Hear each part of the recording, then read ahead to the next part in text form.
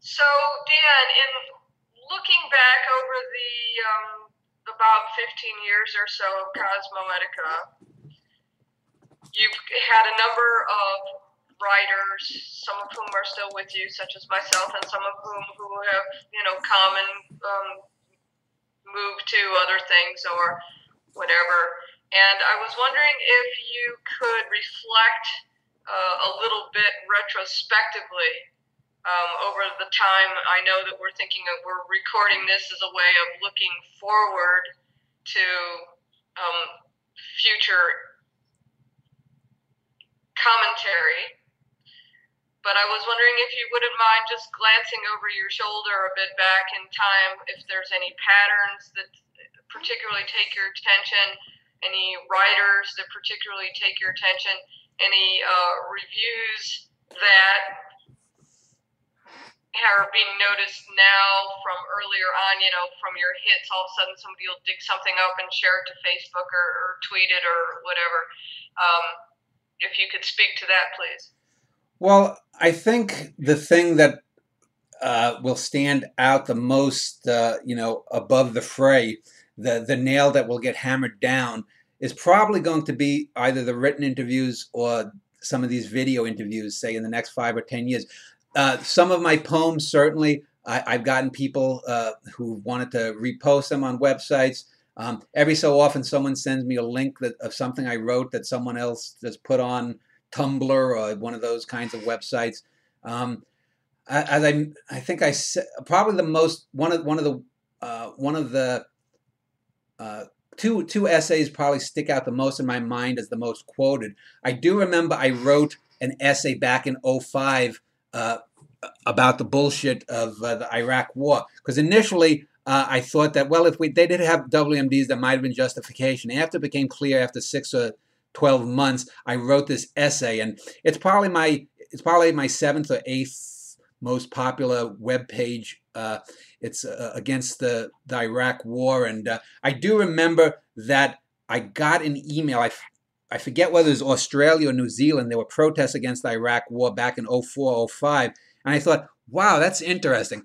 A girl, it was a female, a teenager, I believe, or a college-age girl, who wanted my permission to read from my essay at some protest, whether it was in Auckland or Canberra or wherever she was. And I said, sure, fine, by all means, go ahead. I thought it was, kind of flattering that someone, half a world away found something that I had written a year and a half earlier, was going to read from it. So that was interesting.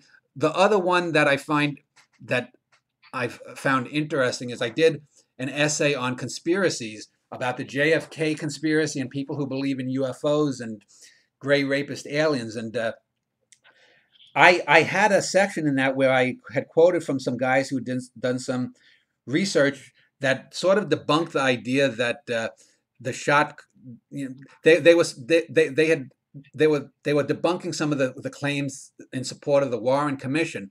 And about a year ago, maybe less than a year ago, I remember looking online and seeing on some website a link to an article about the fact that during the Syrian crisis of the last year, people have videos of people getting shot in the head.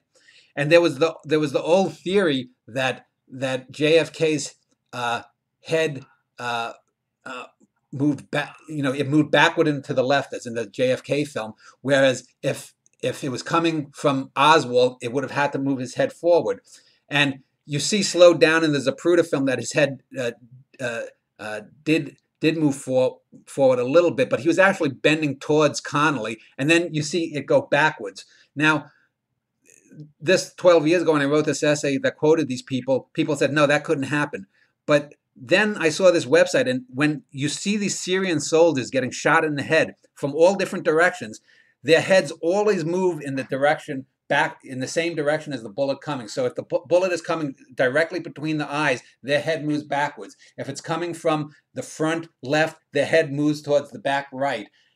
It's always traveling. And this is something that the internet is really interesting, that the technology has caught up to show that the people who supporting the Warren Commission version that there couldn't have been a second shooter. And I don't want to get into all the theories of it, but definitively that debunked the idea that there could not have been a second shooter. Whether or not Oswald acted alone or not is another story. But I found that interesting that these things that I've written have come back. Just like I mentioned the super Earth in my essay about the day. There have been other things too. I've had some interviews where I've had some interesting interviews, written interviews, that some of the things people have said, I found people have been quoting online. It's what I always find interesting though is when I get emails about something.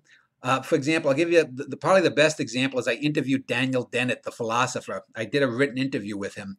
And I've mentioned this a few other times, but it's probably the best example of the disconnect between people who are really thinking for themselves and people who don't.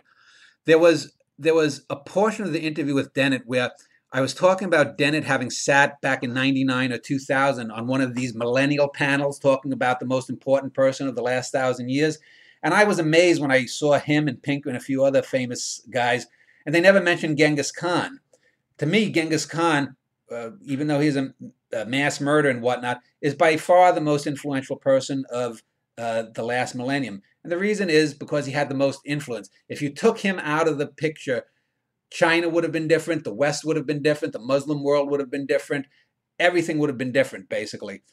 And Dennett, when I saw him on this video, he was mentioning these minor people that didn't have nearly the influence of Genghis Khan. So I asked Dennett something along the lines of, why didn't you mention someone like Genghis Khan? And I laid out the reasons of how different the world would be. And he made this like little idle quip that, well, I guess I don't know much about Genghis Khan. And he totally sidestepped the issue. And Dennett is one of these intellectuals that has a very slim range of what he knows about and what he can speak of. And online, Jessica and a few other people had showed me links of people on blogs, and maybe about 15 or 20 people in their blogs who came across the Dennett thing. All of them were like, how dare I ask Dennett such a question? And that was a stupid question and whatnot. And yet, of the dozens of emails that I've gotten about that, almost all of the people that have emailed me about it, probably 95%, have been like, why didn't Dennett answer that question? That was a great question. So there's this disconnect between the rabble and the masses that look at things and say, well, Daniel Dennett is famous. Dan Schneider isn't nearly as famous as Daniel Dennett. So clearly, Dennett must be correct in what he said simply because he's famous. Dan Schneider is not nearly as famous, so his must have been a stupid question. Whereas the people who have looked at my website, and sure, some of them are going to be mindless fans of my own, but most of them were able to look and say, well, that was a great question. Why did he just slough that off? So that's one of the things that I found. I've often said Cosmoetica, if you've ever looked online, Susie, they'll give representations of the internet, and they'll have like, it looks like a star map or galaxies where they'll say the way websites connect to each other. And you'll see there's a galaxy for Facebook. There's a galaxy for AOL. There's a galaxy of connections for Google. There's a galaxy of connections for Yahoo and a few other big websites, Wikipedia and whatnot. And then you see all these like little clusters of other nameless websites. I've often thought that Cosmoetica is not a small little galaxy on its own. It's like a huge solar system, but a solar system is small compared to a galaxy. So it's sort of like this huge solar system that is unconnected and wandering around this internet universe.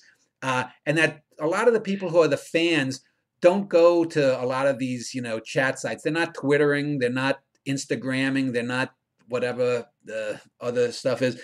They are reliable readers that come back, but they make up, as I said, maybe 100,000, 150,000 people out of the 3.5 billion people that are online in any given day. And so they're a small part, they're a small but loyal bunch of people. But that's what it takes to propound great art. That's what it takes to propound great ideas, because the masses aren't going to give a damn. 20 years from now, the lowest common denominator crap celebrity that's out there that's going to replace the Kylie Jenners and the Jaden Smiths of the world. And now someone watching this is going to say, who the hell are they? They're not born yet. They will become those avatars of that generation. But people will still be looking at my video interviews. They will still be looking at and reading my essays, because people will want to read about the thin red line. And what did Schneider say about that? They won't care about these ephemeral things.